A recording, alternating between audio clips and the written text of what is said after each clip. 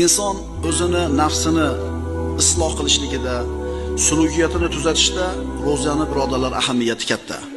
Shuning uchun juda ko'p amallar mana shu ro'za tutishlik bilan gunoh bo'lgan amallar kafforat qilinadi. Mana hikmatlaridan bittasi. Uylanishlikka imkoniyati bo'lmayotgan yigitlarga shariat ro'za tutishlikni tavsiya qiladi.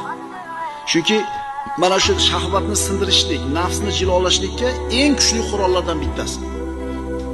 Bir inson bir narsani xohlayapti, unga imkoniyati yo'q. Yana bitta odam shu narsani xohlayapti, imkoniyati bor. Qaysinisini shu ishdan tiyilishi qiyinroq?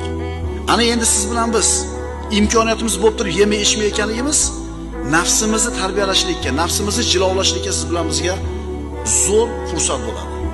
Rasululloh aytganlar: "Ya ma'shara shabab, man istata'a minkumul ba'ata falyatazawwaj."